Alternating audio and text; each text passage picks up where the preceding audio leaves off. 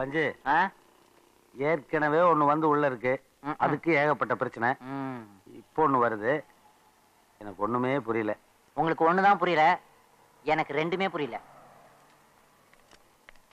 சந்துரு இப்பதான் வரையா? ஆமா அங்கிள், நான் வந்து பேசுறேன். டேய் ஏன்டா இப்படி அசிங்கமா பாக்குற? நீங்க மட்டும் பாக்குறீங்க, நான் பாக்குறது அசிங்கமாவா இருக்கு? உங்க ஏஜுக்கு எப்படி பார்த்தாலும் தப்பா தெரியாது. சீக்கிரமா கிளம்புனா.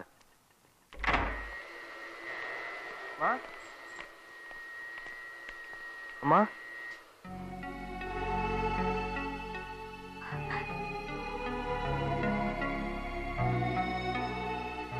சந்திரா,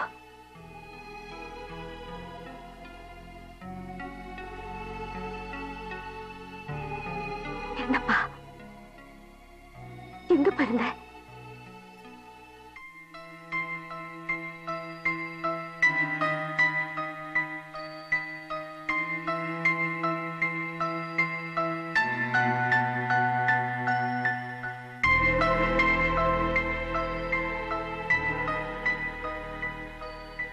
என்ன மன்னிச்சிருங்க. என்னால உங்களுக்கு எவ்வளவு கஷ்டம். என்ன பத்தி பிரச்சனை இல்லை. ஒரு பொண்ணு நீங்க எவ்வளவு அவஸ்தைப்பட்டிருப்பீங்க. சொப்னா லெட்டர் பார்த்து உங்க பிரச்சனையை தீர்த்து வைக்கத்தான் உங்க ஊருக்கு வந்தேன். அதுக்குள்ள நீங்க அவசரப்பட்டுட்டீங்க. என் நிலைமை அப்படி ஆயிப்போச்சு. உங்க கல்யாணத்துக்கு அப்புறம் உங்க மனைவியை பத்தி யாராவது தப்பா பேசினாங்கன்னா உங்க மனசு எவ்வளவு கஷ்டப்படும். அந்த நிலைமை நாளைக்கு என்ன கட்டிக்க போறவருக்கு வரக்கூடாது. நிச்சயமா அப்படி ஒரு நிலைமை உங்களுக்கு வராது.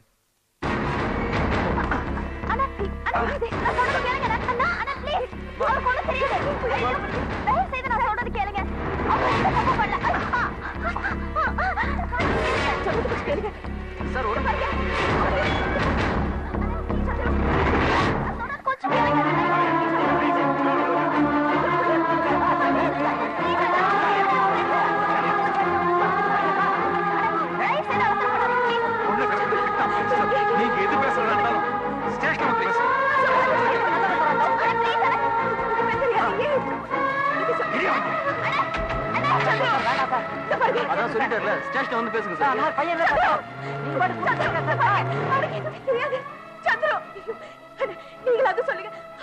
பதட்டப்படாம இருக்குமா? நீங்க பயப்படாதீங்க. இல்ல நான் பாத்துக்கிறேன். ஹலோ, நான் வேலாயுதம் பேசுறேன். சொல்லுங்க சார். இல்ல ஏதோ கிட்னாப் கேஸ்ன்ட்டு அபார்ட்மெண்ட்ல இருந்து நம்ம பையன் சந்துருவ. அந்த பையனை இங்க கொண்டு வரல சார். ஏசியோட டைரக்ட் டீலிங்கிறதுனால நான் ஒன்றும் செய்ய முடியாது. அட்வொகேட் மோகன் இருக்காங்களா? நீங்க ஒரு கேஸ் விஷயமா பேசணும். அவர் அவுட் ஆஃப் ஸ்டேஷன் கன்னியாகுமரி போயிருக்காரு. எப்போ வருவாரு? ஒரு 1 வீக் ஆகுங்க. என்னம்மா என்னம்மா ஆச்சு? கன்னியாகுமரி போயிருக்காராம். அவரை எப்படி காண்டாக்ட் பண்றதுன்னு தான் தெரியல.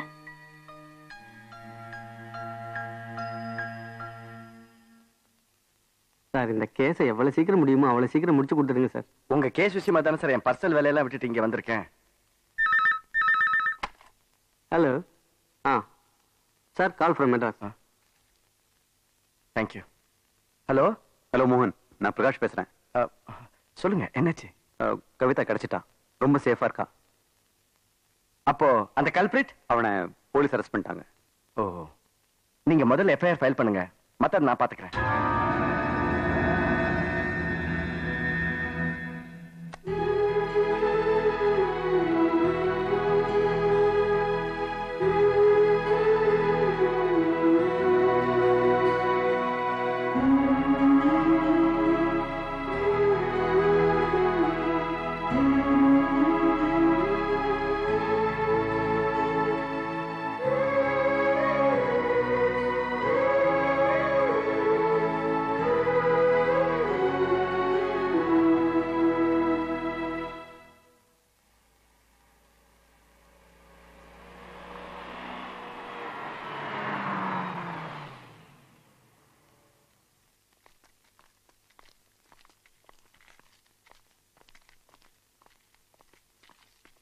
குற்றமேன் 362/97, குற்றவாளி சந்துரு. அவரை கொண்டு வாங்க.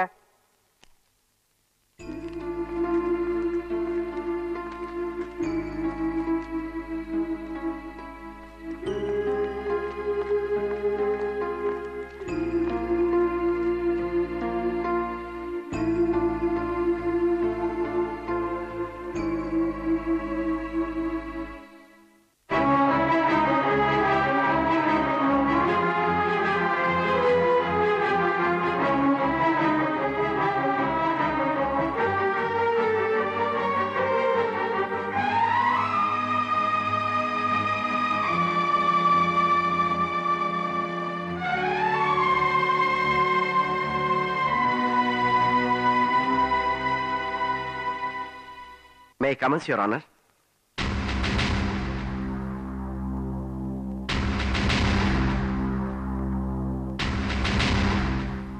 உங்க பேர்? சந்துரு. என்ன பண்றீங்க? சிற்பக்கலை பத்தி ரிசர்ச் பண்றேன். கவிதாவை ஏன் கடத்துனீங்க? கவிதாவை நான் காதலிச்சேன்.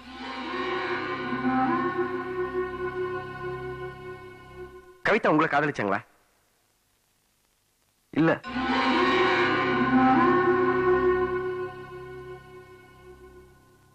கவிதாவை நான் தான் காதலிச்சேன். எதுக்காக கடத்துனீங்க? கவிதாவை வேற ஒருத்தருக்கு கல்யாணம் பண்ணி வைக்க ஏற்பாடு பண்ணாங்க, அதனால தான் கடத்தினேன். இல்ல, நீங்க கவிதாவை காதலிக்கல, கடத்தல. கவிதா யாருன்னு உங்களுக்கு தெரியாது. சார், கவிதாவை நான் தான் காதலிச்சேன், நான் தான் கடத்தினேன். இல்ல, நீங்க சொல்ற ரெண்டுமே போய். உண்மை. கவிதாவை நான் தான் காதலிச்சேன், நான் தான் கடத்தினேன். ஏதோ ஒரு காரணத்தை மனசுல வச்சுக்கிட்டு திரும்ப திரும்ப நீங்க பொய் சொல்லிட்டு இருக்கீங்க. இல்ல, போய் சொல்ல வேண்டிய அவசியம் எனக்கு இல்ல. கவிதாவை நான் தான் காதலிச்சேன், நான் தான் கடத்தினேன். இல்ல, நீங்க இருக்கிறது மெட்ராஸ்ல, கவிதா இருக்கிறது கன்னியாகுமரியில. நீங்க அவளை மீட் பண்ண சான்ஸ் இல்ல. கவிதாவை காதலிச்சேன், நான் தான் கடத்தினேன், நான் தான் கடத்தினேன், நான் தான் கடத்தினேன், நான் தான் கடத்தினேன். உண்மையா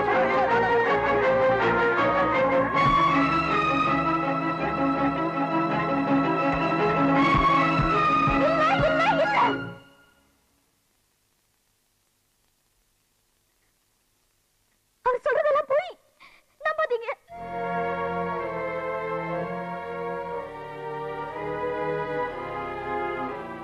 சந்துருவால் கடத்தப்பட்டதாக கூறப்படும் மிஸ் கவிதா இவர்தான் யுவர் ஆனர். உன்னுடைய வாக்குமூலம் எதுவா இருந்தாலும் இங்க வந்து சொல்லுமா.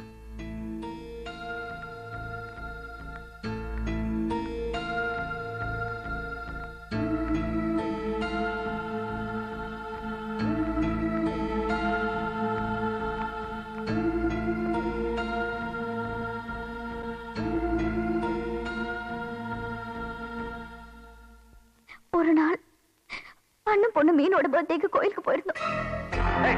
என்ன பண்ணிட்டு இருக்க? விடியா, அதுக்காக நீ யாரியா? ஹோம்ஷோட தான் போட்டோ எடுக்கிற. போட்டோ எடுக்கிற ராஸ்க. யாரா பண்ணா? யார் கொடுத்தா? சட்டையை விடுங்க. எட்டறதா? யாரது கேளு. அடிக்கல. ஏன் அடிச்சாருன்னு எனக்கு தெரியல. வீட்டுக்கு வந்து அப்பாட்ட சொன்னேன். அந்த கண்டாவி அவ கட்டி கேளுங்க. என்னடா வளர்ற? நான் ஒண்ணும் வளரல, நடந்த கூத்த சொல்றேன். எவ்வளவு ஒருத்தன் போட்டோ எடுத்துட்டு இருக்கான், அவனுக்கு கண்டபடி போய் கொடுத்துட்டு நிக்கிறான், அதுவும் கோயில வச்சு.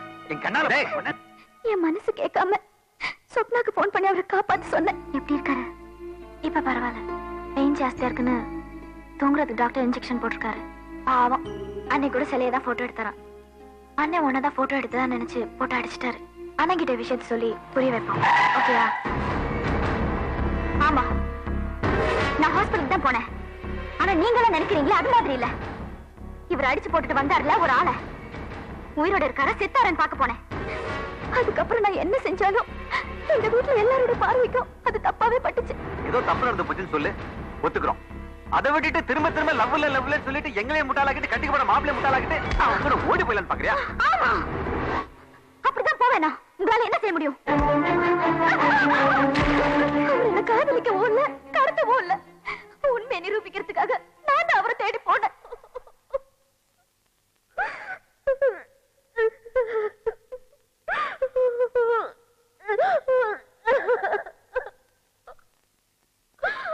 இது ஒரு விசித்திரமான வழக்கு. இப்போதெல்லாம் விசித்திரமான வழக்குகளையே நீதிமன்றம் சந்திக்க வேண்டியிருக்கிறது. குற்றவாளி கூண்டிலே நின்று கொண்டிருக்கிறாரே சந்துரு, அவர் குற்றமே புரியவில்லை. கடத்தப்பட்டதாக சொல்லப்பட்ட கவிதா அவர் மேல் எந்த குற்றத்தையும் சுமத்தவில்லை. ஆனாலும் பாருங்கள், இந்த வழக்கு நீதிமன்றத்தை நாடி வந்திருக்கிறது. இதற்கு யார் காரணம்? பெற்றவர்கள் ஒரு பக்கம், காவல்துறையினர் இன்னொரு பக்கம். பெற்றவர்களின் தவறான கண்ணோட்டம், ஆராயாமல் செய்த முடிவு, அதுவே அந்த பெண்ணின் வாழ்க்கையை பிரச்சனைக்குரியதாக்கிவிட்டது. சந்தேகம் சராசரி மனிதர்களின் கூட பிறந்த ஒரு குணம். அது கவிதாவின் பெற்றோரை கண்டிக்க வேண்டியது நமது கடமை. கண்ணில் படுவதையும் காதில் விழுவதையும் மட்டுமே வைத்துக்கொண்டு காவல்துறையினர் செயல்பட்டிருக்கிறார்கள். இந்த போக்கு சமூகத்தின் எதிர்காலத்துக்கு நல்லதல்ல. தீர விசாரிக்காமல் செயல்பட்ட காவல்துறையை இந்த நீதிமன்றம் வன்மையாக கண்டிக்கிறது. இந்த வழக்கை தள்ளுபடி செய்கிறது.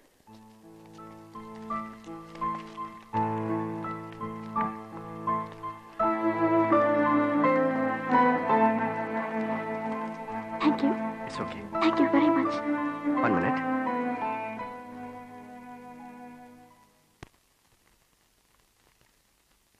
சந்துரு, என்னப்பா என்னென்னமோ பேசிட்டேன். வேற என்ன பண்றதுனே தெரியல அங்கிள்.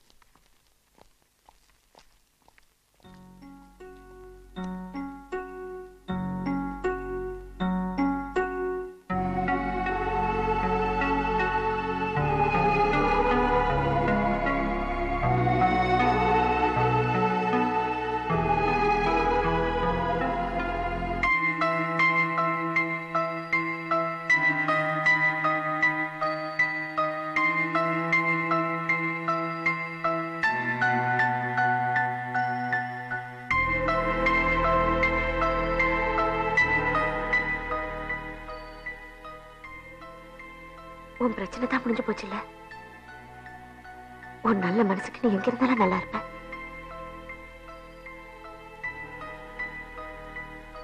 வரேங்க.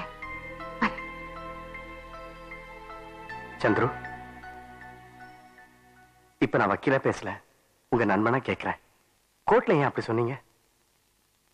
அவங்க தன்னை ப்ரூவ் பண்ண என்ன நம்பி எங்க வீடு தேடி வந்துட்டாங்க.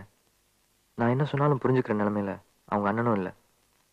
எங்க கவிதாவோட எதிர்காலம் பாதிக்கப்பட்டுருமோன்னு பயந்து நான் தான் அவங்களை கிட்னாப் பண்ணதா அவங்க அண்ணன் எஃப்ஐஆர் ஃபைல் பண்ணிட்டாரு.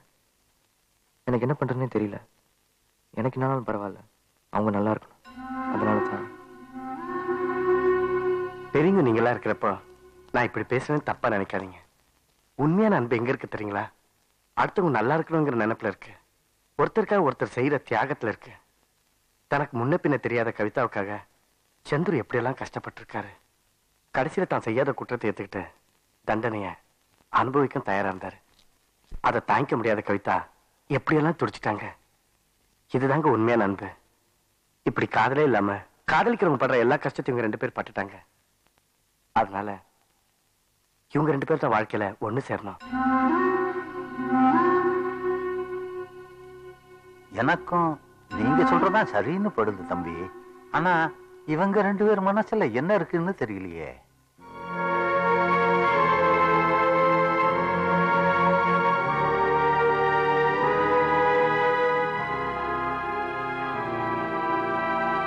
இது வாழ்க்கை பிரச்சனை. யாரையும் வற்புறுத்தி சம்மதிக்க வைக்க கூடாது.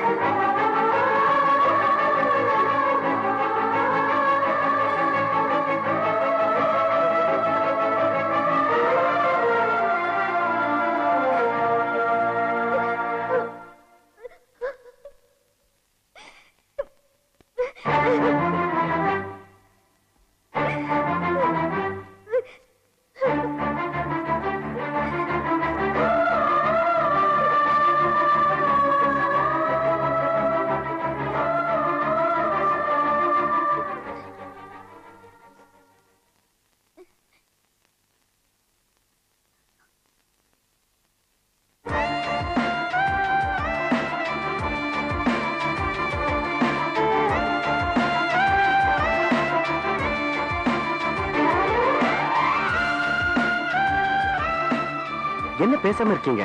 இனி யோசிக்கிறது ஒண்ணுமே இல்ல. அடுத்தது கல்யாணம் தான். என்ன கல்யாணத்தை கன்னியாகுமரியிலே வச்சுக்கலாமா? ஐயோ, ஏற்கனவே எங்க சந்திர அங்க வந்து அவதிப்பட்டது பத்தாதா? டீசென்ட் பார்ப்பனா டீசெண்டா வச்சுக்கோ. வர 15 தேதி கல்யாணம். வக்கீலே அதுக்குள்ள ஒரு நல்ல பொண்ணா பார்த்து செலக்ட் பண்ணு. எனக்கா? அட நீ எத்தனை நாளைக்கு தனியா சுத்திட்டு இருப்ப? என்ன மாதிரி